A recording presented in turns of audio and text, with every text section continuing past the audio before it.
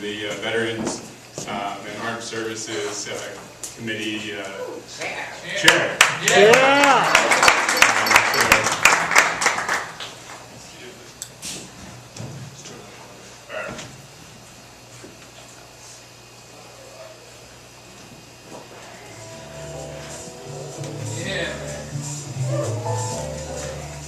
So I have the honor of reading this piece from Jeff Key.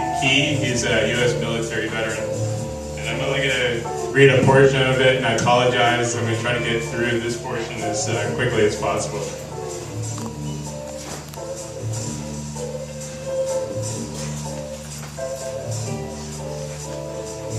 Excuse me.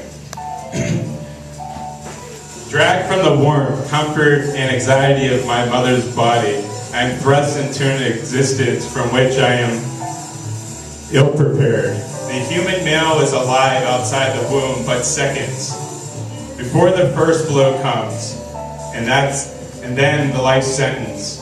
It's a boy, it's a boy, it's a boy. I am thrust into a world of bright lights, frightened noises, antiseptic aggravation, and isopropic exhortation. Even as I speak these words, you withdraw from me any meaninglessness you might have had to adore me, to welcome, and to listen. I did not hurt you. I will not hurt you. And I do not regret being a man.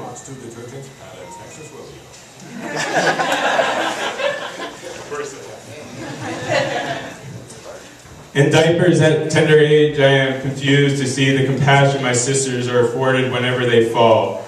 Not to wish them deprived as I am, but to partake in the delicious form of love myself. Boy, don't cry. Boys don't cry. I cry. To look with longing at pretty things, and sensitive, colorful, and comfortable, and soft, and warm, and happy. The acknowledgement of male oppression does not diminish the acknowledgement of female oppression. It seeks to end it. See, may I, but for this one time, speak of the atrocities visited upon me and upon my brothers, without offending, without drawing fire. On the white hash-marked and numbered field, we are encouraged to play, to compete, to win, to vanquish the enemy. Poor, distinguished versions of myself on neat facsimiles of future battlefields in preparation of war. How long has it been true that the greatest to which a man can aspire is to die in war? In a somewhat happier tune, a man is worth his ability to work, to bring home the bacon, even if I do keep kosher and vegan and love the beast, and love to run naked with the beast in the woods beside him, rather than to kill him. I am no killer. Is this the life you offered me to quench my divinity, and dare I say it, my femininity? Take it then if you like. If those are your terms, give my body to the worms. The greatest offense a boy can do is to be considered like a woman. How then can you act surprised when we do what we do? I went to war, I put on the uniform, and I went to do what you told me would make me be loved by you. I stopped myself from loving or tried. I stopped from nurturing nature or tried. I sought to see the Iraqis as my enemies, as separate from me, but I could not. My native blood was too strong, my compassionate heart too wise to believe anything other than the truth.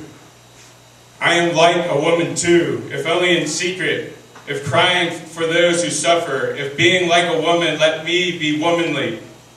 Or more like that, let me be like a man as he should be, a man as creation intended him to be. My nature is to be an ally to womankind. My nature is to be a champion to her. My nature is to lift her up when she falls and walk beside her. How many times in my life have I been met by contempt of a woman because she made dreadful assumptions about me, when she could not see my two-spirited spirit, when she mistook my form for my intention. Yes, I have heard you. Yes, my heart breaks for your suffering. And yes, I too have been destroyed by this same sick system of sexism and misogyny, cruelty and ignorance. Please, Mother, welcome me home, take back the mask. My face is destroyed by it. I have sacrificed my soul on the altar of American masculinity. Please, Mother, welcome me home. I have watched horrified as men become boys, rattled and ruined when the game became real and the cost of defeat multiplied. Please, Mother, welcome us home. Please, sister, welcome us home.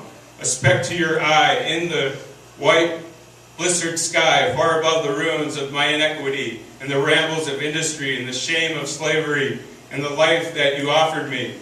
I reach for that which created me. Please, Mother, welcome us home. Welcome me home. Yeah.